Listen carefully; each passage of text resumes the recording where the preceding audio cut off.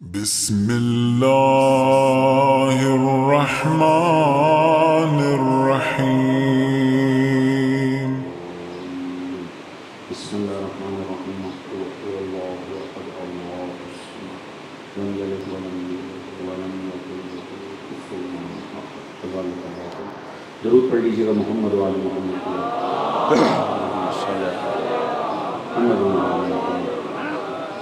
استغفر الله ربي واتوب اليه. اعوذ بالله من الشيطان الرجيم. بسم الله الرحمن الرحيم. الحمد لله الذي لم يتخذ صاحبة ولا ولدا ولم يكن له شريك في الملك ولم يكن له ولي من الذل وكبره تكبيرا.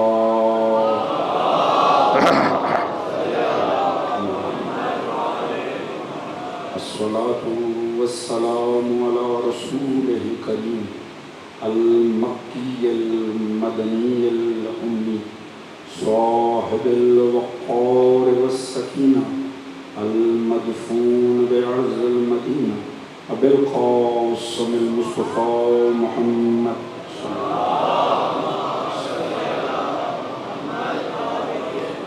وعلى آله الطيبين الطاهرين المعصومين الذين أذهب الله عنهم الرجس وطهرهم تطهيرا.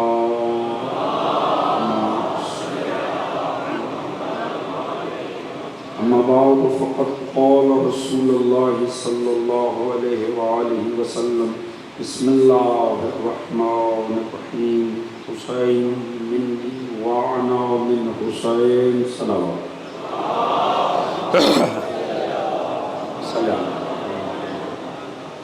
دعا ہے رب کائنات بس کے ذکر محمد وآل محمد اس فرش بقضا کا بچایا جانا، منتظمین کی یہ کاوش، آپ دوستان کی شرکت، پروردگار اپنی بارگاہ علی میں قبول و منظور فرمائے. آل محمد کے ذکر کے صدقے میں پروردگار سبھی مومنین کی تمام تر نیک دلی شرعی حاجات کو قبول و منظور فرمائے. سبھی کے رزق، عزت، دولت، علم، فہم، شعور، صحت میں برکت عطا فرمائے. سبھی کے شرم، عزت، پردے، جان و مال کو محفوظ فرمائے. سوائے غم محمد وآل محمد کے کوئی غم عطا نہ فرمائے. پروردگار امام زمانہ علیہ السلام کا ظہور جل فرمائے.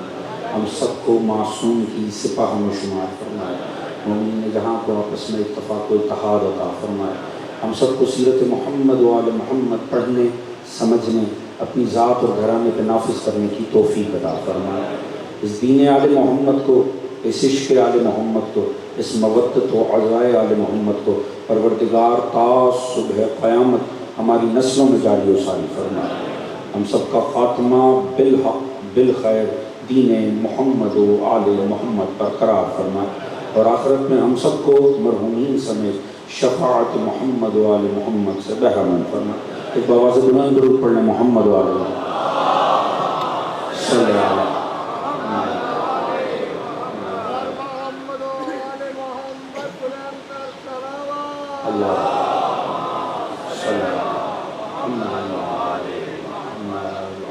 اجازت ہے جی بات کا آغاز کے حضرات سامعین، امام حسین علیہ السلام وارث انبیاء، یہ اس عنوان سے آج ہماری 8ویں نشست ہے.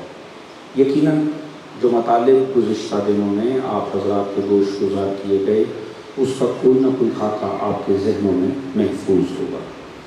گزارشات یہ ہیں کہ معصوم امام پر سلام کر رہے ہیں اور اس انداز میں کر رہے ہیں کہ آپ کو انبیاء کا وارث قرار دے رہے ہیں. کل کی مجلس میں ہم نے حضرت ابراہیم علیہ السلام کے تذکرے کا آغاز کیا تھا. یہ اللہ رب العزت کی سنت ہے کہ جب معاشرے میں بت پرستی آ جائے، اور لازمی نہیں ہے کہ بت پتھر کا ہی ہو، جب معاشرے میں جہالت کے، انا کے، خود پسندی کے، تکبر کے، جہالت کے، جب یہ سب بت آئیں تو خدا کسی نہ کسی بت شکن کو معاشرے پہ فائز کر دیتا ہے. جو اہل غرور کے غرور کو توڑ دیتا ہے، اہل تکبر کے تکبر کو خاک میں ملا دیتا ہے، اور یزیدیت کتنی ہی طاقت میں کیوں نہ ہو وہ اسے ذلیل اور نابود کر دیتا. یہ اللہ رب العزت کی سنت ہے.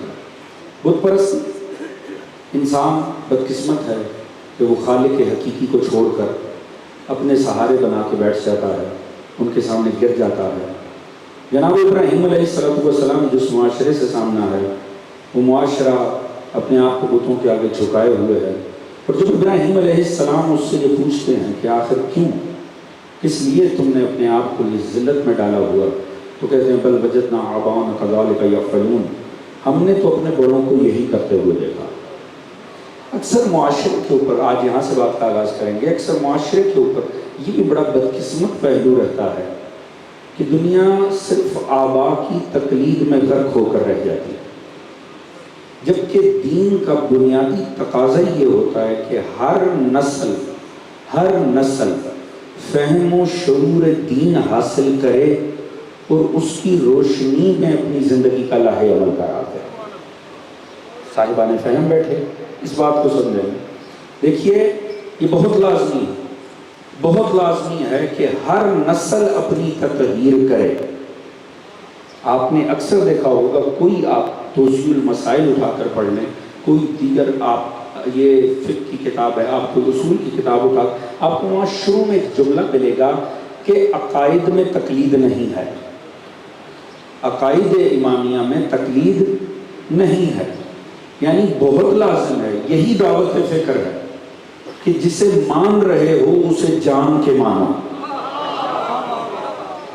دیکھیں یہ بات میں انتہائی نچلی سطح پر جا کر، کیونکہ میں نے عرض کیا جوانوں اور بچوں زیادہ میرے مخاطب رہتے ہیں، یوں اندازہ کر لیجئے اگر میں حق کو ہی مانوں مگر میرے پاس اس کی واحد دلیل یہ ہو کہ میرے بڑے مانتے تھے، تو یاد رکھیں میں حق کو نہیں مان رہا، میں اپنے بڑوں کو مان رہا ہوں.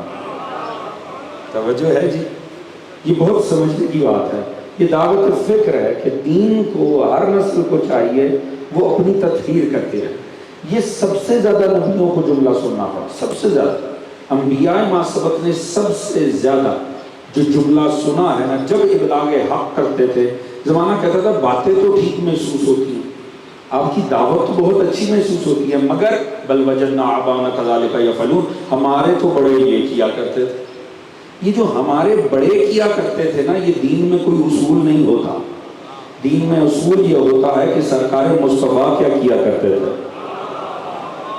میں ایک بڑی سادی سی مثال دیا کرتا ہوں. آپ مجھے نہیں یاد کیا کہ پچھلے سال میں نے، کم از کم میرے ذہن میں نہیں ہے کہ میں نے یہ مثال یہاں عرض کی ہے، مگر یہ بڑی سمجھ ہے. میں بہت ہی بچوں اور جوانوں کی، بہت بچوں کی سطح پہ جا کے بات کرنا چاہ رہا ہوں کہ دیکھیں اس میں پورا دین کا فلسفہ ہے. اگر میں سمجھا پاؤں تو میں یہ عرض کیا کرتا ہوں کہ جو آل محمد کی ذوات مقدسہ ہے نا، یہ دین کا الف ہے. بڑا لطف آئے گا بات پہنچے تو دوستوں. یہ نا اللہ کا لکھا ہوا الف ہے. مانا کیا؟ جب بالکل پہلے دن سکول میں داخلہ ہونا، بالکل ابتدائی جس مرحلے سے یہاں بیٹھے ہوئے تمام جوان گزرے ہوں گے، تو ہوتا کیا تھا؟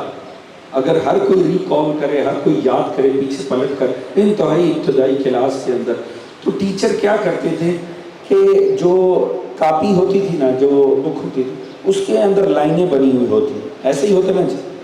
تو ٹیچر کرتی کیا، وہ سب سے اوپر والی لائن میں خود سے الف لکھ کر دیتے اور ساتھ میں ایک تلقین کرتی کہ بیٹا ہر لائن میں اسی طرح لکھتے چلے آؤ. بہت سادی سی، اس سے زیادہ شاید میں نہیں سادہ کر سکتا جتنی میں سادی کر کے بات کرتا ہوں. ہر لائن میں نا اب اسی طرح لکھتے چلے آؤ. اچھا ہوتا کیا ہے، آپ لکھنا شروع کرتے ہیں، ایک لائن نیچے، دوسری، تیسری، چوتھی، وہ کہیں اگر ہلکا سا قلم بہک جائے نا، کہیں پینسل ہلکی سی تلک جائے اور وہ تھوڑی سی الف ٹیڑھی ہو جائے، تو ہوتا کیا ہے، پھر وہ ہوتے وہ شروع الف سے ہوتا ہے، معاملہ بے تک پہنچ جاتا ہے. ایسے ہی ہے جی. اچھا اسی لیے ٹیچر ایک تلقین کرتی ہے یا ٹیچر کرتا ہے، اگر ہم اسے سمجھ جائیں نا تو شاید ہماری زندگی کے لیے پورا فہم دین کامل ہو جائے. وہ کہتے ہیں بیٹا ایک نصیحت ہے، اب جس لائن میں بھی لکھنا نا تو اس سے اوپر موجود اپنا ہی لکھا ہوا دیکھ کر نہ لکھنا. میں اب اس سے زیادہ سادی کی بات کر سکتا. ہر لائن میں لکھتے ہوئے نا نصیحت یہ ہے کہ پلٹ کے سب سے اوپر جو میں نے لکھا ہے نا اسے دیکھ کر لکھنا. اس کا کیا فائدہ ہوگا؟ اس کا فائدہ یہ ہوگا کہ اگر کسی سطر میں تھوڑا سا ٹیڑھا پن بھی آ گیا ہوگا تو اگر نیچے لکھتے ہوئے دوبارہ پلٹ کے سب سے اوپر ٹیچر کا لکھا دیکھا تو خود بخود اگلی لائن میں سیدھا ہو جائے گا. اب سمجھے دوست، محمد و آل محمد اللہ کا انسانیت کے لیے الف ہیں. ہر نسل نے اپنے سے اوپر کی نسل کو دیکھ کے دین پہ عمل نہیں کرنا بلکہ پیچھے پلٹنا ہے، محمد و آل محمد کے قدموں میں پہنچنا ہے.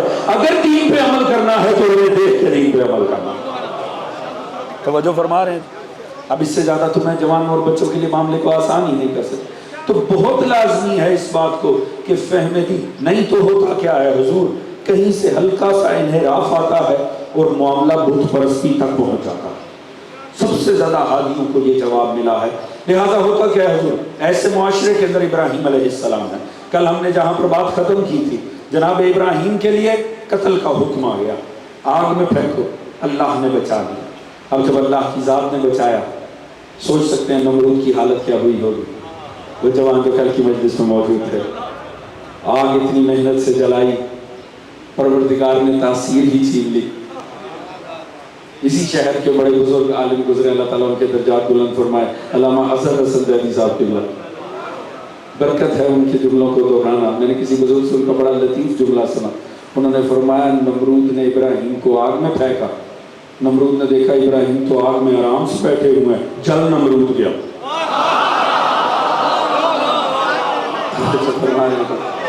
آگ میں ابراہیم کو پھینکا، جل نمرود گیا. جناب ابراہیم کو خدا نے بچا لیا. ابراہیم کو اب جناب ابراہیم کی وہ جو دعوت حق تھی اس میں شاید اثر پیدا نہ ہوتا آرام سے، مگر اس طرح اسے جلا مل گئی. پورے زمانہ ابراہیم سے متاثر ہو گیا. لہٰذا اب بڑا مسئلہ ہو گیا، نمرود کو سمجھنا ہے کروں کیا. جناب ابراہیم بھی طاقت میں آ گئے، جناب ابراہیم کی کا اعتماد بھی آسمان کو چھونے لگا. لہٰذا پروردگار نے اب بتایا کہ انہوں نے کس انداز میں ابلاغ حق کیا. ہمارے لیے بہت بڑا ابراہیم نے مسئلہ حل کر دیا. اگر اجازت ہو تو آپ کو قرآن کے پاس لے کر جاؤں گا. سورہ مبارکہ انعام کی یہ 75 سے 79 تک آیات ہیں، 75 سے 79. اب ذرا دیکھیے گا ابراہیم دعوت حق کس شان سے دے رہے ہیں. پتہ چلا قوم کی بناوٹ بڑی عجیب تھی. اس قوم میں بت پرستی تو تھی ہی، اس میں ستاروں کے ماننے والے بھی تھے، اس میں چاند کے ماننے والے بھی تھے، اس میں سورج کے ماننے والے بھی تھے. ان تین کے ماننے والے تھے اور ابراہیم نے بتانا تھا یہ سبھی غلط ہے، حق صرف خدا کی ذات ہے. اب ہوتا کیا، جناب ابراہیم نے ایک دن فیصلہ کیا چلو پھر اب ذرا میں نفسیاتی طور پہ ان کو ہدایت کر کے دکھاؤں گا. رات کا وقت ہوا، وہ جتنے ستارہ پرست تھے وہ ایک جگہ جمع ہو گئے اپنے رب کے دیدار کے انتظار میں کہ اب رات چھانے والی ہے تو ہمارا رب آ جائے گا. پروردگار نے فرمایا وَكَذَلِكَ نُرِي إِبْرَاهِيمَ مَلَكُوتُ السَّمَاوَاتِ وَالْأَرْضِ وَلَيَكُونَ مِنَ الْمُوقِنِينَ. ہم نے ابراہیم کو آسمان و زمین میں کچھ ملکوت دکھائے تاکہ وہ یقین کرنے والوں میں سے ہو جائیں. توجہ فرما رہے ہیں جی. پروردگار فرما رہے کہ ہم نے توجہ رہے کیونکہ اسی کی بنیاد پہ میں نے کچھ فضائل عرض کرنے ہیں. ابراہیم فرما رہے کہ متعلق پروردگار فرما رہے ہیں ہم نے انہیں کچھ ملکوت دکھائے تاکہ وہ یقین کرنے والوں میں سے ہو جائے. فلما جن علیہ اللیل رأى کوكبا قال ھذا ربی فلما افل. رات کا وقت ہوا، ستارے آسمان پر آئے. اب ستاروں کی ماننے والی قوم تھی، جب ستاروں کا دیدار ہوا ان کے تو رب آ گئے. اب وہ زیارت کر رہے تو ابراہیم کہنے لگے ھذا ربی، کیا یہ میرا رب ہے؟ فلما افل، ستارے ڈوب گئے. اب ستارے جتنے بھی چمکدار کیوں نہ ہوں، بہرحال ظلم کی بدلی چھائے تو نظر کہاں آتے، لہٰذا ذرا سی بدلی چھائی تو ستارے گئے. تو فلما افلا، وہ ڈوب گئے. کہنے لگے لا احب الافلین، میں تو ڈوبنے والوں کو پسند ہی نہیں کرتا، جو موقع پہ ڈوب جائے اسے ماننا کیسا؟ تو جو ہے کہ نہیں دوستو؟ فلما راى القمر بازغا، اتنے میں چاند نمودار ہو گیا. اب وہ اٹھ کے وہاں سے ان میں آ کر بیٹھ گئے کہ جو چاند کے ماننے والے. میں کوئی کہانی نہیں سنا رہا، کوئی قصص کا واقعہ، یہ نبوت کا واقعہ، قصص الانبیاء کا قرآنک واقعہ میں عرض کروں. سورہ مبارکہ انعام فرمانے لگے ھذا ربی، کیا یہ میرا رب ہے. فلما افلا، جب ستارے نہ رہے تو چاند نے کہاں رہنا، لہذا وہ بھی ڈوب گیا. کہنے لگے لئن لم یہدنی ربی لکونن من القوم الضالین. ابراہیم کے الفاظ پر غور کریے گا. ابراہیم فرمانے لگے اگر میرا رب میری ہدایت نہ کرے تو میں تو ضالین میں سے ہو جاؤں گا. یہ وہ لفظ اللہ نے استعمال کیا جو آپ بار بار دن میں کرتے ہیں. خدا کے سامنے کھڑے ہو کر کہتے ہیں یا اللہ ہمیں ضالین میں شمار نہ کرنا. فلما راى الشمس بازغا، اتنے میں سورج آ گیا. دن رات تمام ہوئی، دن آ گیا. آپ اٹھ کے ان میں آ گئے جو سورج پرست ہے. تو اتنے میں سورج آیا. کہنے لگے ھذا ربی ھذا اکبر، کیا یہ میرا رب ہے، یہ تو بزرگ بھی ہے. توجہ فرما رہے ہیں دوست؟ ہو سکتا ہے نا کہیں ماننے کا معیار ہی یہ ہو کہ بزرگی. توجہ فرما رہے جی. تو ابراہیم نے کہا یہ ہے، یہ تو بزرگ بھی ہے. فلما افل، وہ بھی ڈوب گیا. کہنے لگے یا قوم انی بریء مما تشرکون انی وجہت وجہی للذی فطر السماوات والارض حنیفا وما انا من المشرکین. ابراہیم کہنے لگے اے قوم میں تمہارے شرک سے بری ہوں.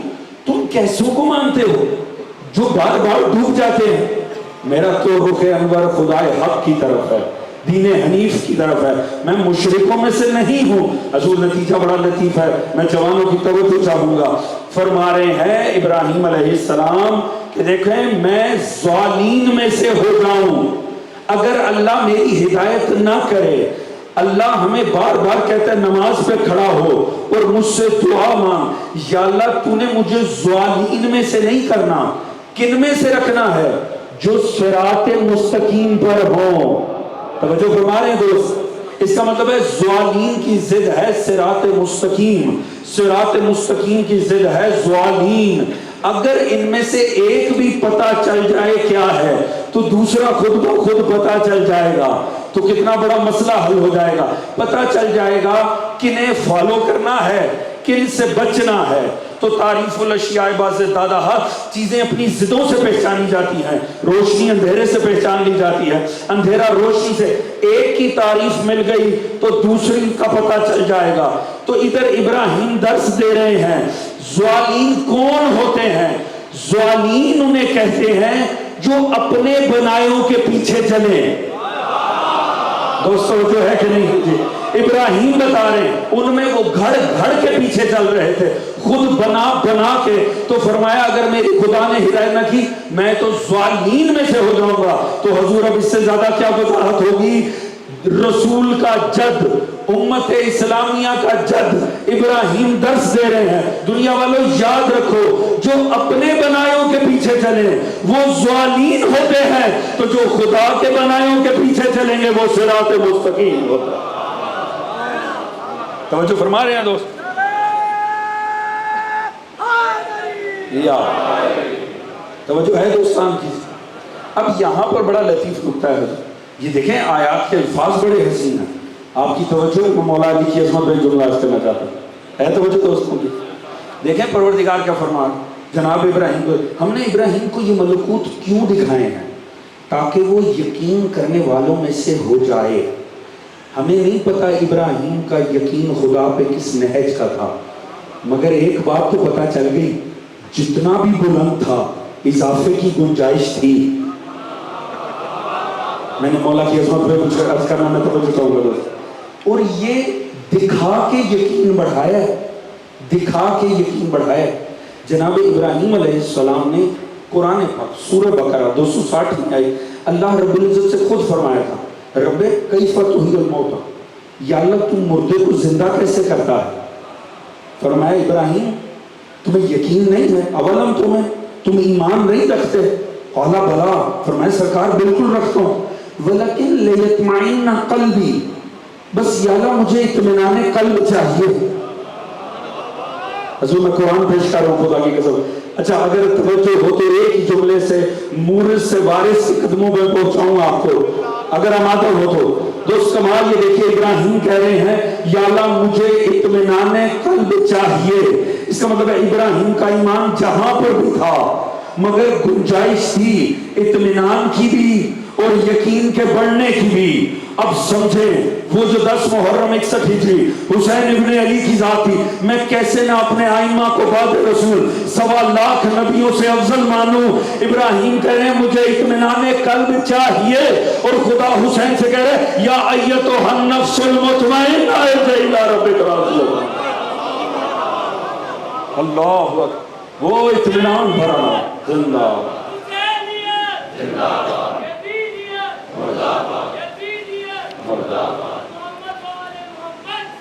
اللہ صلی علی محمد وآل محمد. توجہ فرما رہے ہیں جی.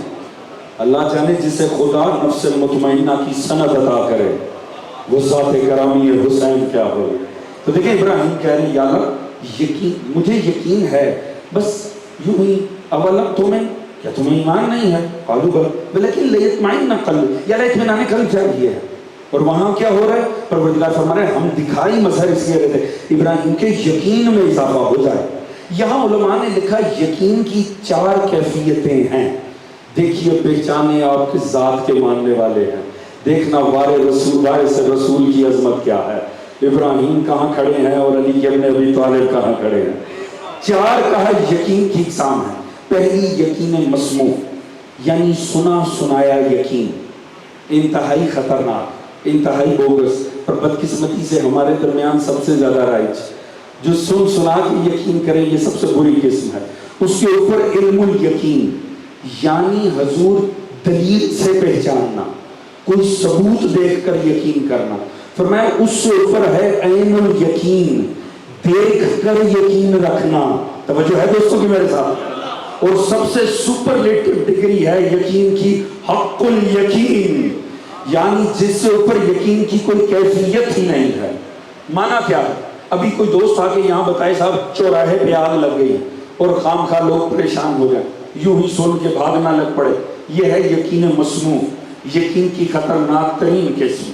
دوسرا یہ ہے آثار سے پہچاننا. ہم بیٹھے یہاں اور ہمیں دھواں نظر آئے، دھواں آگ پہ دلیل ہے. اب آثار سے پہچانا اسے کہیں گے علم الیقین. مگر کوئی کہے نہیں صاحب وہاں تو ریسٹورنٹ بھی ہے، کوئی دیکھ پکا رہا ہوگا، مجھے تو یقین نہیں ہے. وہ جا کے آنکھ سے آگ لگی دیکھے، اسے کہیں گے عین الیقین. مگر کوئی کہے نہیں صاحب آج کل بڑا دھوکہ ہے، آج کل تو ایسے ہیٹر آ گئے ہیں بظاہر لگتا ہے آگ لگی بھی فیک ہوتا ہے، میں تو یقین نہیں کر رہا. وہ جا کے اوپر ہاتھ رکھ دے، جیسے ہی ہاتھ جلے گا یہ ہے حق الیقین.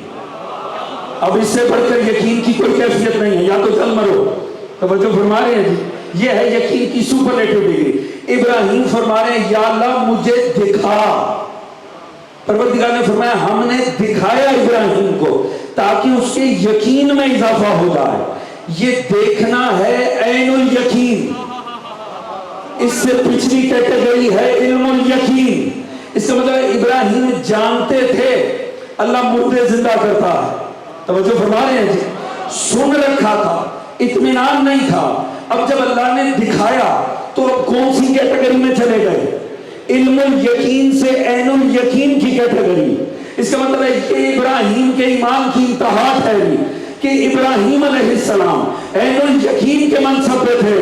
اللہ جانے مصطفیٰ کا وارث کس درجے اور عظمت پہ کھڑا تھا کہ کہا دنیا والوں اگر میری نگاہوں سے پردے ہٹا دیے جائیں علی کے ایمان میں رتی بھر اضافہ نہیں ہوتا. علی حق الیقین کے منصب پہ فائز. اللہ توجہ فرما رہے ہیں دوست. علی ابن ابی طالب حق الیقین کے منصب پہ فائز. اور یہی پہچانیے گا حضور پروردگار نے فرمایا.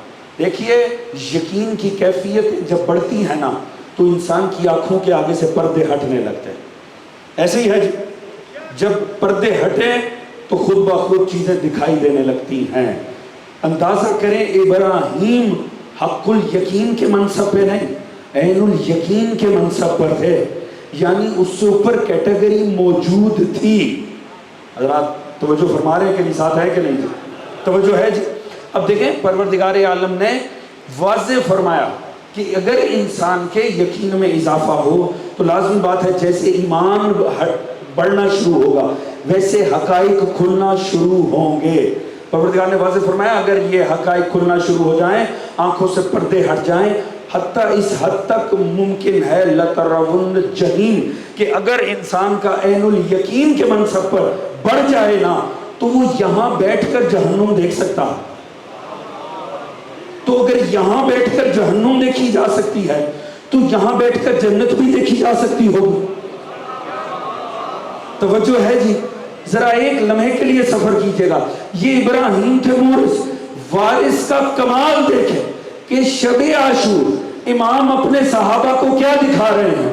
جب چراغ جلائے اور وہیں کھڑے ہوئے ہیں سارے تو امام نے فرمایا لو اب تمہارے ایمان کا امتحان ہو گیا، اب حبیب تم بھی اپنی جنت کو دیکھ لو، ابن وجہ تم بھی اپنی جنت کو دیکھ لو۔ توجہ فرما رہے ہیں جی؟ ان سب نے سن رکھا تھا جنت حق ہے، معصوم کا ساتھ دیں گے تو خدا جنت دے گا۔ حسین نے شب عاشور کیا کیا؟ حسین اس صاحب حق الیقین کا نام ہے جو اپنے ماننے والوں کے یقین کی کیٹیگری کو بدل دیتا ہے، ان میں یقین سے اٹھاتا ہے، عین الیقین پہ لے جاتا ہے۔ اللہ اکبر، توجہ فرما رہے ہیں جی؟ امام علی مقام اس ذات مقدس کا نام ہے۔ کمال ہے کہ یقین کی کس کیفیت پر حسین ہے کہ اپنے صحابہ کے یقین میں بھی اضافہ فرما رہے ہیں۔ تو حضور ایک سے کڑا ایک امتحان ابراہیم علیہ السلام کا ہوتا چلا جا رہا ہے اور پروردگار اسے آزماتا چلا جا۔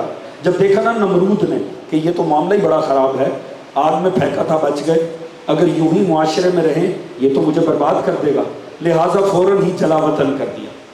یہ جلا وطنی بھی ظالموں کا بڑا پرانا ہتھیار ہے۔ توجہ ہے دوستو؟ ظالم ہمیشہ جلا وطن کرتا ہے معصوم کو، کس لیے؟ کہ جب یہ وطن چھوڑے گا نا یہ بے نام ہو جائے گا، جب وطن چھوڑے گا تو عاشق بھول جائیں گے۔ اللہ نے آپ کو 12 امام دیے، ان میں سے 6 کو زبردستی جلا وطن کیا گیا۔ جوانوں میں کچھ عرض کرنا چاہ رہا ہوں اگر توجہ ہو تو، سب سے پہلی اس میں سے ذات ہی وارث ابراہیم حسین کی ہے۔ کیا امام وطن چھوڑنا چاہتے تھے؟ نہیں، یزید نے چھوڑا ہے۔ آپ کے بعد جس ذات سے زبردستی مدینہ چھوڑا ہے وہ مولا موسیٰ کاظم، ان کی بھی وہی کیفیت تھی جو 28 رجب کو مولا حسین کی۔ ان کے بعد جس سے وطن چھڑایا مولا رضا ہے، پھر مولا تقی، مولا نقی، مولا حسن عسکری۔ 12 میں سے 6 سے وطن چھڑایا گیا۔ کس لیے چھڑایا؟ اگر وطن میں رہے تو عاشق ارد گرد رہیں گے، اگر وطن میں رہے دنیا سلام کے لیے حاضر ہوگی، اگر وطن میں رہے تو دنیا ان کے ارد گرد اکٹھی ہوگی۔ اچھا وطن چھوڑیں گے تو کیا ہوگا؟ لوگ بھول جائیں گے، پیچھے آئے گا کوئی نہیں، لوگ یہ ختم ہو جائیں گے وقت کے ساتھ۔ مشیت الہی کا انتقام دیکھیے، آج روئے ارض پہ انہی 6 کے روزے ہیں جنہیں بے وطن کیا تھا۔ تو ساتھ ہے کہ نہیں ہے؟ دنیا نے کہا تم چاہتے ہو ان کے پاس عاشق نہ آئے، میں ایسے انہیں بساؤں گا کہ سارے سال کا کوئی حصہ نہیں ہوگا جب عاشق روزوں کا طواف نہیں کریں گے۔ تم چاہتے ہو انہیں سلام نہ کیا جائے، ان کے روزوں پہ جو سلام نامے ہوں گے ہر وقت دنیا وہ پڑھا کرے گی۔ تو وہ جو فرما رہے ہیں دوستو، علامہ ذیشان جوادی مرحوم لکھتے ہیں، فرماتے ہیں یہ مشیت الہی کا انتقام ہے۔ اللہ نے بسایا ہی انہیں جنہیں نکالا گیا، ان کے روزے نہیں ہیں جو مدینے میں رہے۔ توجہ ہے جی؟ روزے ہیں ہی ان ائمہ کے جنہیں زبردستی مدینہ چھڑایا گیا۔ فرماتے ہیں دنیا والو تم جن کی عظمتوں پہ کتابیں لکھتے ہو، بنی عباس کے علمی کارنامے، بنی عباس کے فلاں کارنامے اتنے ہی اعلیٰ تھے تو کہاں غرق ہو گئے؟ فرماتے ہیں کتاب چھاپنے سے کم خرچہ آتا ہے، کم از کم کسی کی ڈھیری بنا کے قبر ہی قرار دے دو۔ اور پھر خدا کی قسم سادگی سے عرض کروں گا، لطیف جملہ لکھا، فرماتے ہیں کوئی کیسے ان کے نشان پیدا کرے جنہیں خدا ہی بے نشان کر کے رکھتا۔ توجہ یا امام اللہ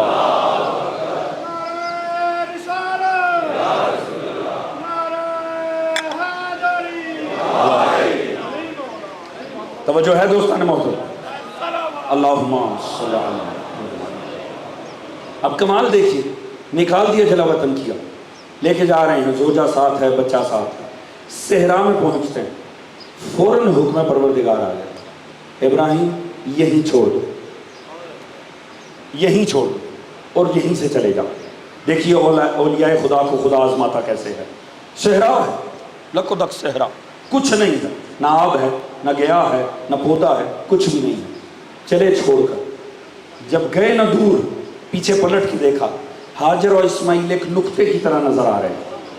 اس سے پہلے کہ نظروں سے اوجھل ہوتے، ابراہیم نے ایک دعا مانگی اور کائنات عظمت کو کھول کے رکھ دیا۔ فرمایا ربنا انی اسکنت من ذریتی بواد غیر ذی زرع، یا اللہ میں ایسی جگہ پہ اپنی آل کو چھوڑ کر جا رہا ہوں جو غیر ذی زرع ہے، یعنی قابل زراعت نہیں ہے، ایک ایسی جگہ نہ پانی ہے نہ درخت ہے۔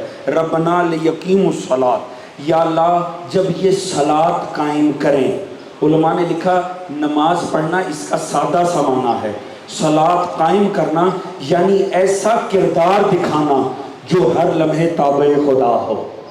ربنا لیقیموا الصلاۃ فاجعل افئدۃ من الناس، تو انسانوں کے دلوں کو میری ذریت کی جانب جھکا دینا۔ توجہ ہے جی، ان دا بیتک المحرم، یا اللہ یہ جو جگہ ہے نا اس کی کوئی خصوصیت نہیں ہے، ایک خصوصیت ہے، یہ تیرے پاک گھر کے قریب کی جگہ ہے۔ توجہ ہے جی، ربنا لیقیموا الصلاۃ فاجعل افئدۃ من الناس تهوی علیہم وارزقھوہم من الثمرات لعلہم تشکرون، اور یا اللہ تو انہیں ثمر سے رزق عطا کرنا تاکہ یہ تیرے شکر گزار بندے بن جائیں۔ ابراہیم کی جتنی دعائیں قرآن میں آئی ہیں ساری مقبول ہیں، اللہ نے ہر دعا ابراہیم کی قبول کر لی۔ اب حضور میں فضائل کے 2 جملے عرض کرنا چاہتا ہوں اور آپ سے بڑی توجہ چاہوں گا۔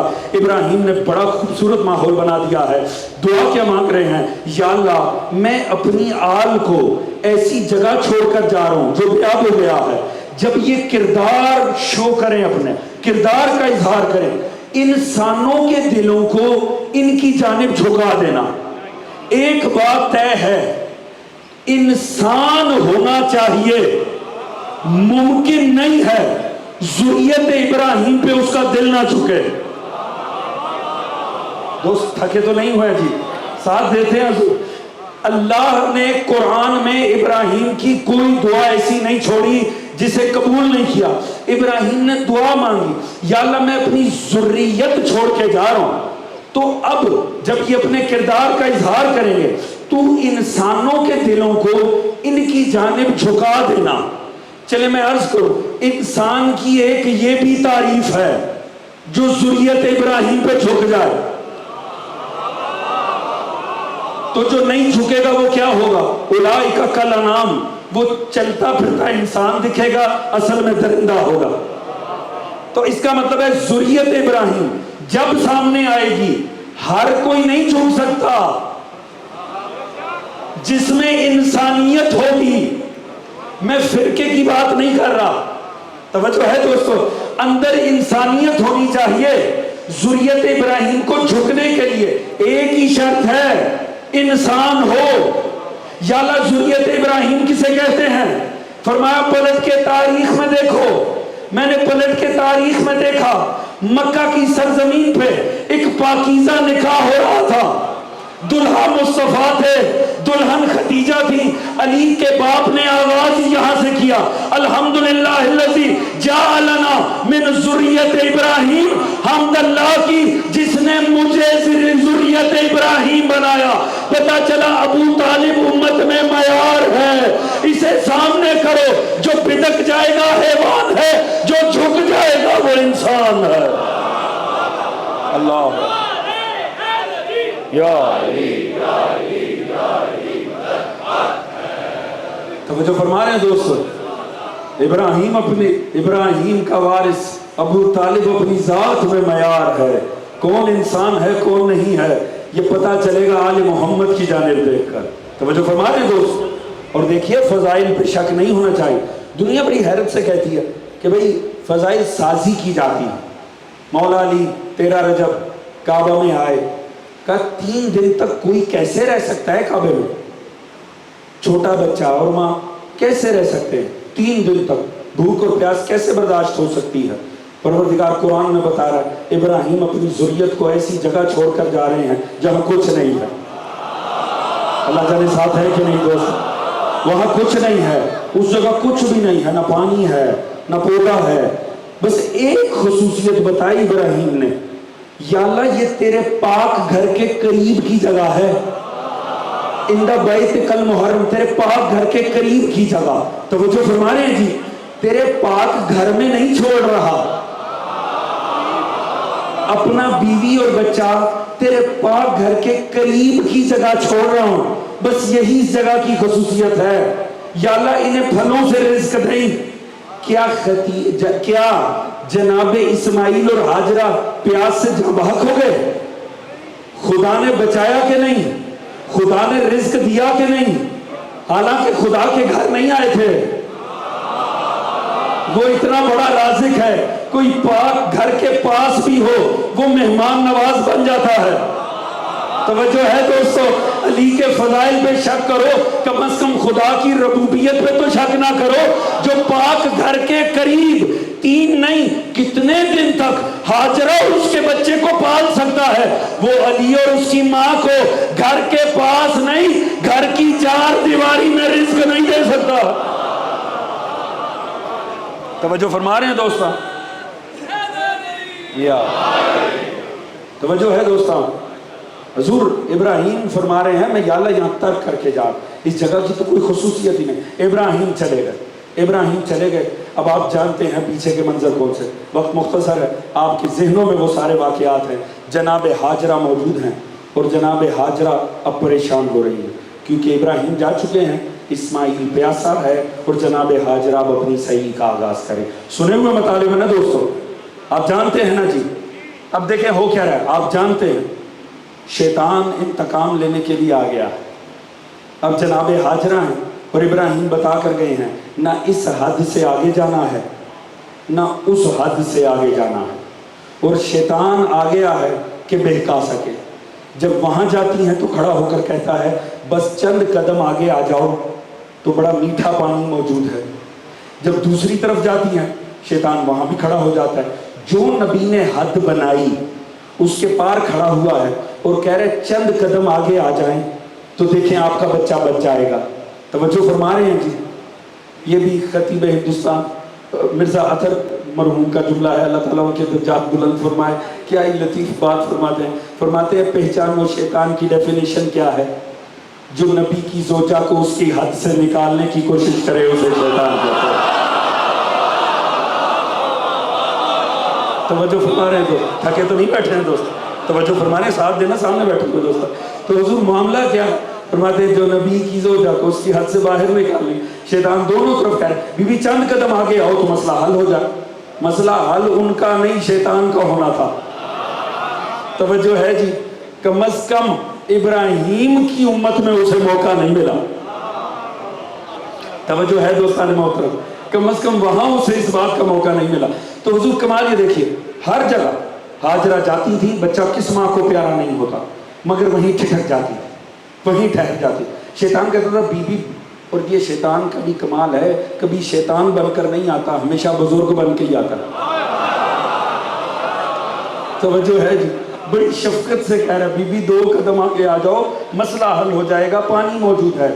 مگر سلام ہے ام المومنین، سلام ہے ام المومنین ہاجرہ پر، بی بی فوراً قدم روک لیتی تھی۔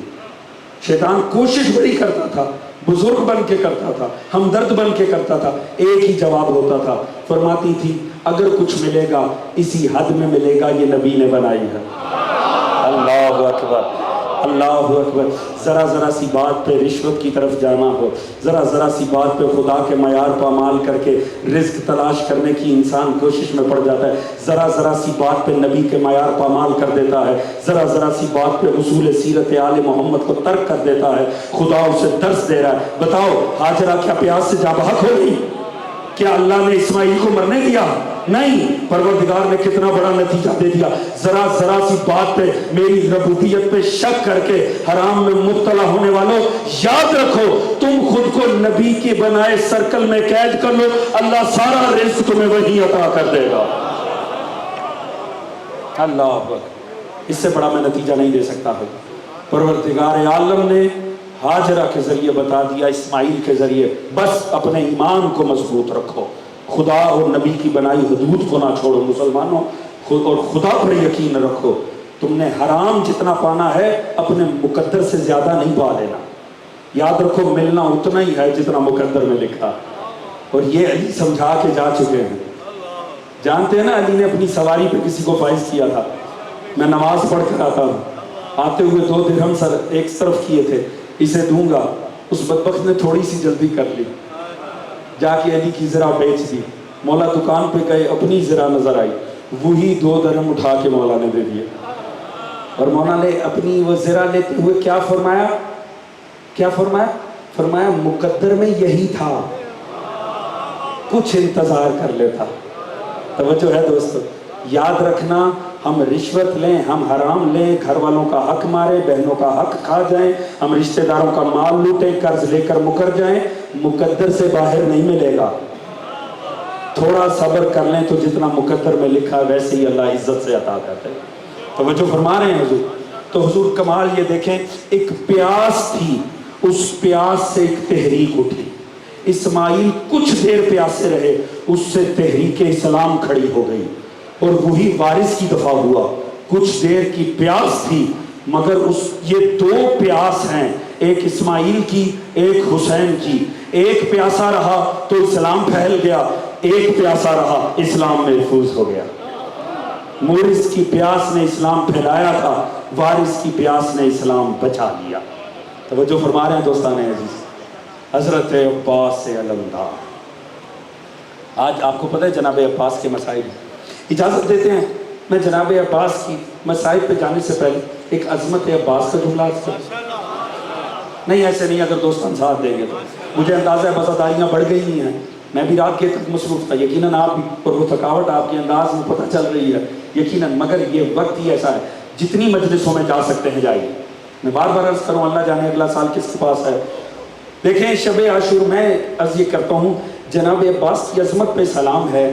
یہ اس ہستی کا نام ہے، فضائل میں صرف ایک جملہ عرض کروں گا، یہ اس ہستی کا نام ہے جس نے کربلا پہنچ کرنا زندگی کا معنی کھول دیا. نہیں، میں سہ گیا، مگر جناب عباس کی فضیلت کا جملہ آپ نے تھک کے نہیں سننا ہے دوستو. عباس اس ہستی کا نام ہے جو موت کے سیلاب میں بھی زندگی کا معنی دے جاتا. جملہ بڑا تھا دوستو، توجہ فرمائیں. دیکھیں جناب عباس نے کیا کیا. جناب عباس ہے شب عاشور، امام کے سامنے بیٹھے اور چاروں بھائی امام کے سامنے بیٹھے. باہر وہ فاسق آیا شمر، اس نے جناب عباس کو صدا دی. جناب عباس خاموش ہے، سنی سب نے، امام نے بھی سنی، بھائیوں نے بھی، کوئی نہیں بولا. اس نے پھر کہا ابو الفضل میری بات سنو. جناب عباس جب تیسری دفعہ کہا، امام نے کہا عباس فاسق بھی پکارے نا تو جواب دینا چاہیے. جناب عباس باہر آئے، پوچھا کیا مسئلہ؟ اس نے کہا عباس اپنی منزلت کو پہچانو، تم قمر بنی ہاشم ہو. یہ دیکھو میں امان نامہ لے کر آیا ہوں تمہارے نام کا، ابن زیاد سے لکھوا. اس میں کیا ہے؟ کہا بہترین زندگی کی گارنٹی ہے، جو مانگو گے مل جائے گا، مال، جائیداد، پیسہ، عورت، رتبہ، منصب، سب کچھ جو منہ سے نکال لو. جناب عباس نے، جوانوں پوری توجہ، مجھے عظمت عباس پہ ایک ہی جملہ عرض کرنا ہے اور میں چاہتا ہوں وہ جا کے آپ سنیں. جناب عباس نے ایک سوال کیا اور جواب میں 2 لعنتیں بھیج دی. جوانوں تھکنا نہیں ہے، جناب عباس کی عظمت پہ ایک جملہ عرض کرنا ہے. جناب عباس نے پوچھا اچھا میرے آقا کے لیے کیا ہے؟ اس نے کہا حسین کے لیے تو کوئی آپشن نہیں ہے، یا بیعت کریں گے یا سر. جناب عباس نے فرمایا اچھا بیعت یا سر، تجھ پہ بھی لعنت. دوستو ایسے سنو جیسے جناب عباس کی فضیلت سننی چاہیے. کہا تجھ پہ بھی لعنت، اس امان نامے پہ بھی لعنت. توجہ ہے جی. میں یہاں ہاتھ جوڑتا ہوں، میں نے فکر میں ہاتھ جوڑ دیے جناب عباس کے سامنے. میں کہا مولا عباس اس پہ تو لعنت بھیجے، وہ ہے ہی قابل لعنت. مولا یہ آپ جس امان نامے پہ لعنت بھیج رہے ہیں مولا یہ تو حیات نامہ ہے، مولا یہ تو اعلیٰ زندگی کی گارنٹی ہے، اس میں بہترین مستقبل ہے، اس میں دولت ہے، اس میں شہرت ہے، اس میں منصب ہے، اس میں عورت ہے، اس میں جائیداد ہے، اس میں منصب ہے. مولا اس پہ کیوں لعنت بھیج رہے ہیں؟ حضور جناب عباس کتنا بڑا درس دے رہے ہیں. مولا فرما رہے ٹھیک ہے اس میں دولت ہے، شہرت ہے، مال ہے، عورت ہے، منصب ہے، جائیداد ہے، کیا اس میں حسین بھی ہے؟ نہیں مولا اس میں حسین نہیں ہے. مولا نے فرمایا اس پہ لعنت. مولا نے زندگی کا معنی دے دیا. یاد رکھو زندگی کتنی حسین کیوں نہ ہو، اگر اس میں حسین نہ ہو وہ زندگی نہیں ہوتی، وہ لعنت ہوتی ہے.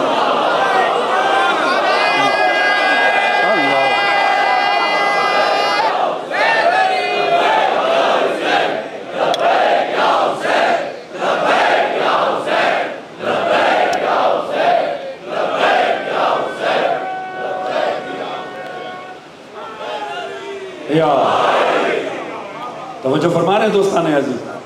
جناب عباس درس دے رہے ہیں یاد رکھو بظاہر زندگی کتنی ہنسی کیوں نہ ہو، چاہے جتنی ہی لگژری کیوں نہ ہو، اگر اس میں نام حسین نہیں ہے اسے زندگی نہ سمجھنا لعنت ہے.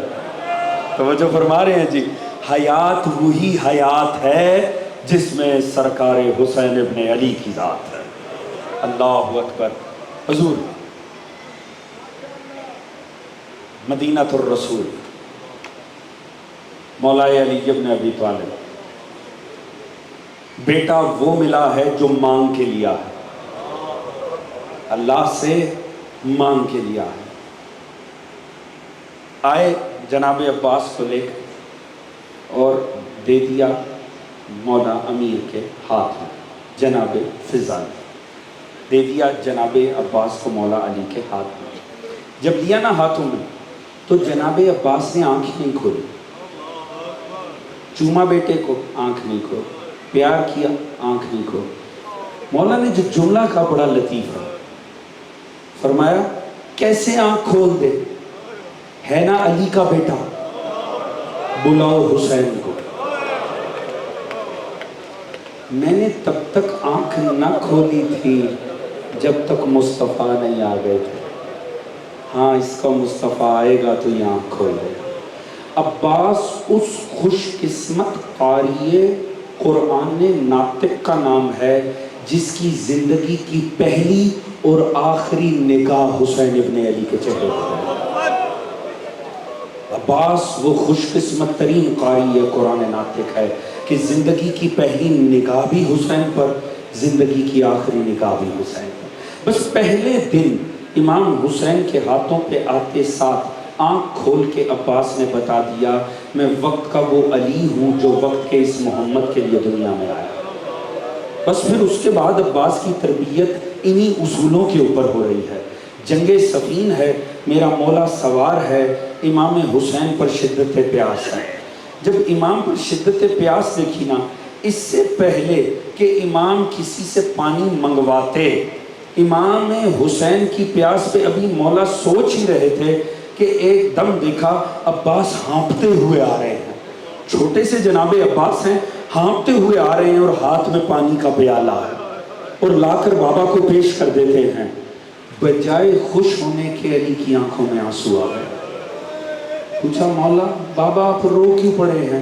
کہا عباس ایک اور وقت یاد آ رہا ہے، میرے لال اس وقت تو پانی لے آیا ہے، عباس ایک اور وقت آئے گا، پیاس کی شدت اس سے بھی سوا ہوگی، عباس تو کوشش بھی کرے گا تو پانی لے کر نہیں آئے. بس دوستو آ گئی کربلا. میں عرض کرتا ہوں عجب ہے خدا کی قسم، جناب عباس نا میں ایک امام بارگاہ میں پلا بڑا ہوں، میں نے یہ منظر دیکھے ہیں. میں عرض کرتا ہوں کتنا مان ہے مومنوں کے دلوں میں عباس کا. میں گارنٹی سے کہہ سکتا ہوں یہاں جتنے مومن بیٹھے ہیں نا، ان کے دلوں کو کھولا جائے نا تو 12 آئمہ کے لیے جگہ اور ہوگی. کوئی مخصوص کونا صرف حضرت ابو الفضل عباس کے لیے ہوگا. تیاری کریں مسائل کی. آج 8 محرم ہو گیا ہے, زیادہ وقت نہیں ہے. اللہ جانے ہم میں سے کون اگلے سال ہے کون نہیں ہے. دوستو خدا کی قسم اسی شہر میں جوانوں کے جنازے اٹھ رہے ہیں. پوری توجہ چاہوں گا دوستو, یہی دن ہے حسین ابن علی کو پرسہ دینے کے. ذرا اس بات کو سمجھیے گا حضور, اس بات کو سمجھیے گا کہ حقیقت ہے. میں ایمان سے کہہ سکتا ہوں, مجھے گارنٹی ہے ادھر ہر مومن کا دل اگر کھولا جائے اس میں کوئی مخصوص گوشہ جناب عباس کا ہوگا. میں نے یہ روش دیکھی ہے مومنوں کی, وہ عزا خانہ حسین میں آتے ہیں مگر جب منت مانگنی ہو نا وہ عباس کا پرچم تلاش کرتے ہیں. ایسا ہوتا ہے کہ نہیں ہوتا جی؟ میں نے ماؤں بہنوں کی یہ روش دیکھی ہے کہ آئیں گے حسین کے امام بارگاہ میں مگر جب منت مانگنی ہوگی, اللہ جانے دلوں میں کتنی آس ہے عباس کی, تلاش کریں گی علم عباس مل جائے. سادگی سے ایک جملہ عرض کروں, کوئی زور نہیں لگاؤں گا, مگر اس جملے کی حدت کو محسوس کرنا تو شاید رونے کے لیے اتنا ہی کافی ہو. بس سوچئے گا جب 1400 سال بعد ہمارے دلوں میں اتنی آس ہے عباس, سوچیں وہ علی و بطول کی بیٹیاں جو عباس کے سہارے مدینہ ترک کر کے آئی تھی. اللہ جانے جب عباس میدان کی جانب گئے ہو, اجر و کمال اللہ. ہاں یہی حق ہے آل محمد کو رونے کا. اللہ ان آنسوؤں کو رومال سیدہ کائنات کا حصہ قرار دے. دوستو سوچو تو صحیح, جب آج 1400 سال بعد ہمارے دلوں میں جناب عباس کا اتنا اطمینان ہے, وہ علی و بطول کی بیٹیاں جو اسی کے سہارے تو آئی تھی. اور یہی تو وجہ, میں اس کہتا ہوں جناب عباس کی خود کیا کیفیت ہوگی. دیکھیں جناب عباس خود بھی تو جانتے تھے یہ جتنی آئی بیٹھی ہیں نا یہ میرے سہارے ہیں, یہ مجھے دیکھ دیکھ کر جی رہی ہیں. اور جناب عباس کی اپنی کیا حالت ہوگی, مجھے ایمان سے بتائیے گا. آپ کے جتنا بھی شعور عباس ہے, آج تک آپ نے جتنے بھی جوان و فضائل حضرت عباس سنے, مجھے ایمان سے بتانا جتنا آپ حضرت عباس کو سمجھتے ہیں, دل پہ ہاتھ رکھ کر بتائیں کیا اکبر کے بعد عباس زندہ بھی ہوں گے کہ شہید ہو جائے؟ پوچھو اپنے دلوں سے سوال کرو, کیا قاسم کے پامال ہونے کے بعد عباس زندہ بھی ہوں گے؟ بس بار بار آتے تھے, مولا مجھے اجازت دو. جب عباس کہتے تھے نا اجازت دو, مولا حسین کہتے تھے عباس تجھے میں کیسے اجازت دے دوں, تو میرے لشکر کا علمدار ہے. پھر تھوڑی دیر بعد کوئی لاشا آتا تھا, عباس پھر آتے تھے, مولا مجھے اجازت دو, مولا اب تو میری گود کے پالے مارے جا رہے, مولا اجازت دیجیے. عباس کیسے اجازت دوں, تو میری لشکر کا علمدار ہے. پھر تھوڑی دیر کوئی لاشا آتا تھا, عباس تڑپ کے آتے تھے, مولا اب تو قاسم بھی پامال ہو گیا, مولا اجازت دے. عباس کیسے اجازت دوں, تو میری لشکر کا علمدار ہے. بس ایک وقت جب عباس نے اس جواب کو سنا نا, ایک مرتبہ عباس تڑپ گئے, سارا دن یہ جواب نہیں دیا تھا. ایک مرتبہ چند قدم پیچھے ہوئے, کہا مولا مولا وہ لشکر کہاں ہے جس کا میں علمدار. ان آنکھوں کو بلند کریں, اللہ ان آنکھوں پہ رحم فرمائے, اللہ آپ کے آنسوؤں کو رومال زہرا کا حصہ بنائے. میں نے آپ کو بار بار فرمان سنا ہے, معصوم نے فرمایا ہمارے غم میں ہائے کہہ کے رونا, یہ ہائے بھی تسبیح پروردگار ہے, یہ زہرا کے دل کا سکون ہے. آج 8 محرم ہو گیا ہے دوستو. بس جناب عباس نے جب بھی کوشش کی نا تو آگے سے یہی ہوا کہ مولا فرماتے تھے نہیں عباس تجھے اجازت نہیں مل سکتی. اب جناب عباس مرتبہ خیمے کے باہر آ کر بیٹھے, اور عباس بیٹھے رو رہے ہیں, اپنی قسمت پہ رو رہے ہیں. کیا کریں, وہ اکبر جسے سکھایا تھا چلا گیا, وہ قاسم جسے پالا تھا چلا گیا, وہ جو اون و محمد جن کی تربیت کی تھی چلے گئے. عباس کہاں زندہ بچے ہوں گے, بس ایک جنازہ ہوگا جو چل پھر رہا ہوگا. اسی امید میں چلو بیبیاں دیکھ کے مجھے زندہ تو ہیں. بس حضور بیٹھے تھے, عباس مجبور, مگر اللہ نے عباس کی مشکل کشائی کر دی. کیوں؟ ایک مرتبہ ننھی سی سکینہ ہاتھوں میں خشک مشکیزہ لے کر تڑپ کر آ اور کہا چچا آپ کے ہوتے کیا میرا اصغر پیاسا مر جائے. اجرکم اللہ, یہی حق ہے. آمادہ کرو خود کو جناب عباس پہ گریہ کرنے کے لیے. خدا کی قسم جناب عباس, علماء مقتل نے مختلف روایتیں لکھی ہیں. علماء مقتل نے لکھا ہے حسین جیسے دھاڑے مار کر علی اکبر کی لاش پہ روئے، کسی اور پر نہیں روئے ہیں۔ بے عین ہی ایسی روایت ملتی ہے، علماء مقتل لکھتے ہیں جتنا گریہ خیام نے عباس کے نکلنے پر کیا ہے نا، کسی اور شہید کی دفعہ نہیں کیا۔ بس اس کے اوپر گریہ بڑا شدت سے بنتا ہے دوستو۔ جناب سکینہ نے کہا چچا کیا آپ کے جیتے جی میرا اصغر پیاسا مر جائے گا؟ کہا میری لاڈلی میں کیا کروں، تیرا بابا مجھے اجازت نہیں دیتا۔ کہا اچھا چچا ایسا کریں مجھے لے کر چلیں، چچا مجھے لے کر جائیں، میں دیکھتی ہوں بابا کیسے اجازت نہیں دیتے۔ عباس خوش ہو گئے، فوراً سکینہ کو اٹھا کر گود میں لیا۔ اب منظر بڑا عجیب ہے، مظلوم کربلا کے سامنے کیوں عباس کھڑے ہیں، عباس کی گود میں سکینہ ہے۔ سکینہ نے خشک مشکیزہ پکڑا ہوا، بابا بابا چچا کو پانی لانے کی اجازت دے دو، چچا کو اتنی اجازت دو، میرا چچا پانی لیا، اگر چچا پانی نہ لایا میرا اصغر مر جائے گا۔ اب میرا مولا مجبور ہو گیا، مگر مجبور ہو کر اجازت دینے سے پہلے فقط ایک جملہ کا سکینہ سوچ لے، اللہ کا سکینہ سوچ لے، سکینہ تیرا بھیا 6 ماہ کا ہے، سکینہ میرا 32 سال کا ہے، سکینہ یہ نہ ہو نہ تیرا 6 ماہ کا بچے نہ میرا 32 سال کا جا۔ اجرکم اللہ، یہی حق ہے مظلوم کربلا کو گریہ پیش کرنا۔ سکینہ سوچ لے میں اجازت تو دے رہا ہوں، مگر یہ نہ ہو نہ تیرا بچے نہ میرا بھائی بچے۔ بس حضور جناب عباس جانے لگے نا تو ایک مرتبہ جناب زینب عالیہ نے عباس کو بلا دیا، کہا عباس ایک مرتبہ خیمے میں آ جاؤ۔ ایک مرتبہ جناب زینب بیٹھ گئی، سامنے 2 زانو ہو کر غلام بیٹھ گیا، جناب عباس بیٹھ گئے۔ جناب زینب عالیہ نے فرمایا عباس جانتے ہو تم سے ایک بات کرنا چاہتی ہوں، تمہیں روکوں گی نہیں، چلے جاؤ مگر ایک بات سنتے جاؤ۔ عباس بہت پہلے کی بات ہے، کوفہ والا گھر تھا،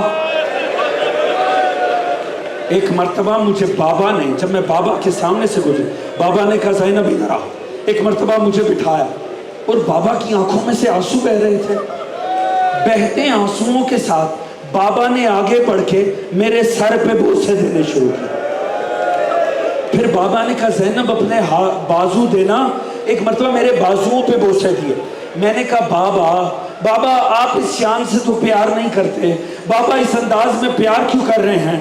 ایک مرتبہ روتی آنکھوں سے بابا نے کہا زینب مجھے ایک وقت یاد آ رہا ہے، زینب جب یہ سر ہوگا مگر اس پہ چادر نہیں رہے گی، زینب یہ ہاتھ ہوں گے مگر رسن باندھے جائیں گے۔ بابا نے کہا مجھے بابا کی بات پہ شک نہیں ہے، مگر عباس میں جب تیری جوانی کو دیکھتی تھی، عباس میں سوچتی تھی جس کا عباس جیسا بھائی ہو کس بدبخت کی جرت ہے اس کی چادر اتار دے۔ اب اس کے بعد قیامت کا جملہ کہا عباس اب جو تو میدان میں جا رہا ہے مجھے یقین ہو گیا میری چادر خطرے میں آ گئی۔ اجرکم اللہ، جوانوں یہی حق ہے آل محمد کرو لے۔ جناب عباس کا مصائب ہے، ایک مرتبہ جناب عباس اٹھے، جناب عباس چلے، جناب عباس اب چلے نا میدان کو، اور میرے مولا نے دیا کیا ہے، تلوار تو دی نہیں ہے، یا نیزہ ہاتھ میں ہے، پرچم ہاتھ میں ہے، مشکیزہ ہے۔ ایک مرتبہ جب چلے نا، خدا کی قسم بڑا دردناک جملہ ہے، میں کس شدت سے اسے بیان کروں۔ جب جناب عباس گئے ہیں نا، پیچھے سے محسوس ہوا میرا آقا آ رہا ہے۔ ایک مرتبہ ابو الفضل عباس نے پلٹ کے دیکھا مظلوم حسین آ رہے ہیں۔ بھیا ایک دفعہ رک نہیں جاتا، عباس ایک دفعہ پلٹ نہیں آتا، ایک دم پلٹ کے سینے سے لگایا۔ جب سینے سے لگایا نا اور کہا آقا مجھے اجازت دے دیں، آقا اصغر پیاسا ہے، آقا میں ایک گھونٹ پانی لے آؤں، مجھے اجازت دیں۔ پتہ ہے مولا حسین نے کیا کہا؟ کم از کم 32 سال کے ہیں عباس۔ میرا مولا رو کر کہتا ہے عباس تو مرنے جا رہا ہے، عباس تو مرنے جا رہا ہے، میں نے تو اب تک تجھے جی بھر کے دیکھا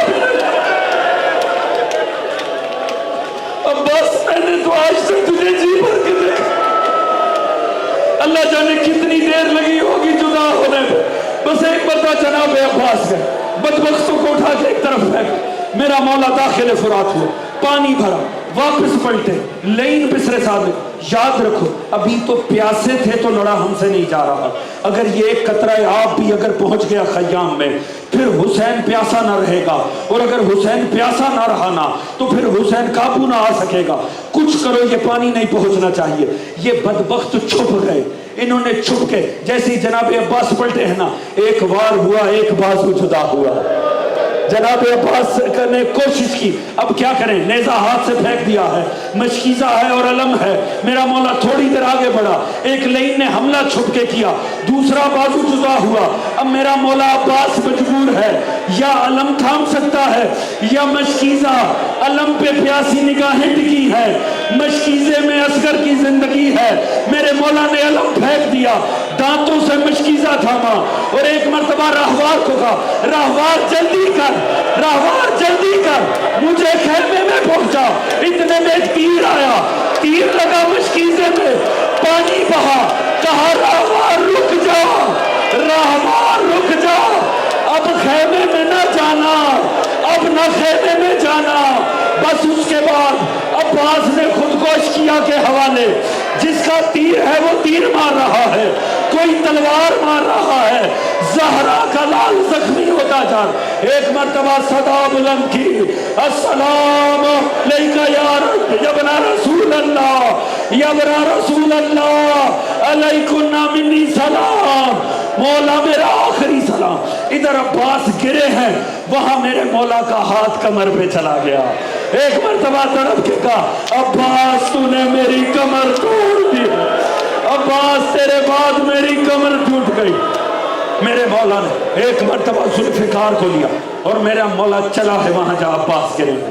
میرے مولا نے لشکر اشکیا کو بھگایا، جیسے ہی ذوالفقار کے حامل حسین ابن علی کو آتے دیکھا، ایک مرتبہ لشکر جناب عباس کو چھوڑ کر بھاگ گیا۔ میرا مولا پہنچا، عجب عالم ہے، عباس ہے بازو ساتھ میں۔ جب ایسے عالم میں دیکھا میرا مولا بیٹھ گئے، زخمی سر کو اٹھا کے جناب عباس کے امام نے اپنے زانوں پہ رکھا۔ جیسے زانوں پہ رکھا نا، صاحب امواج البکا آیت اللہ مولا نوروز علی لکھتے ہیں کہ جیسے ہی عباس کا سر امام نے زانوں پہ رکھا، عباس نے کوشش کر کے، کیونکہ بازو تو ساتھ تھے نہیں، کوشش کر کے اپنے سر کو میرے مولا کے زانوں سے ہٹا دیا۔ ایک مرتبہ پھر امام نے اٹھا کے اپنے زانوں پہ رکھا، عباس نے پھر ہٹا دیا، کہا عباس، عباس کیوں سر میرے زانوں پہ نہیں رکھتے؟ عباس نے کہا مولا، مولا غلام کو معاف کر دے، مولا ابھی میرا سر تھامنے کے لیے آپ موجود ہیں، تھوڑی دیر کے بعد مولا تھوڑی دیر کے بعد آپ کا سر کون تھامے گا؟ مولا نوروز علی لکھتے ہیں یقیناً پاس سے صدا آئی ہوگی، عباس مطمئن ہو کے سر رکھ، ماں زہرا موجود، ماں زہرا اپنے زانوں پہ سر رکھ دے۔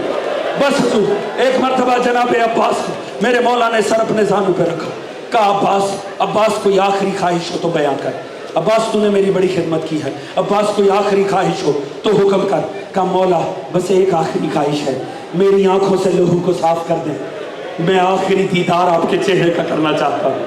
مولا نے خون صاف کیا، عباس نے آخری دیدار کیا۔ کہا عباس، عباس حل جزاء الاحسان الا الاحسان، احسان کا بدلہ احسان کے سوا کچھ نہیں۔ دیکھ میں نے تیری بات مانی، عباس تو مجھے ایک آخری بات مان لے۔ کہا مولا حکم کرو، اب تو غلام کا بس بھی نہیں چلتا مگر کوشش پوری کروں گا۔ کہا عباس بس ایک کام کر، عباس آخری مرتبہ تو نے جب کہا آقا کہا، ایک مرتبہ بھائی کہتے، جناب عباس نے ہونٹ ہلے، آواز آئی، ہائے او میرا غریب بھائی۔ بس عباس نے دم دیا، میرے مولا نے علم اٹھایا، میرے مولا نے عباس کا لاشا وہیں چھوڑ، علم اٹھایا، خالی علم لے کر مورا پٹے۔ وہاں کتنے بچے اس امید میں کھڑے ہیں وہ علم آ رہا ہے، ہاں ہاں علم آ رہا۔ سکینہ نے کہا فوراً پیالے تیار کر لو، میں تمہیں پانی پلانے لگی۔ میرا چچا آ رہا ہے مگر دودھ چٹی، چچا نہیں تھا، بابا، خالی علم، بابا میرا چچا کہاں ہے؟ जनाब ज़ैनब आ गया। भैया भैया सुबह से हर किसी का लाशा लाए, सुबह से सबके लाशा, मेरे भाई का लाशा क्यों नहीं है? कहा ज़ैनब कैसे उठाता, इतना जख्मी लाशा था, जिस बदन के टुकड़े को थामता वो जुदा हो जाता था। बीबी ने अलम थामा, बीबी भाग के खेमे में आई, कहा बीबी इकट्ठी हो जाओ। सारी बीबियां इकट्ठी हुई। वो जिसकी चादर शाम गरीबा में शिमर ने नेज़े से खींची, उसने सर से चादर को उतारा और कहा बीबियों मेरे पर्दे की जमानत खताओ, मेरा गाजी वो दरिया पे रह गया।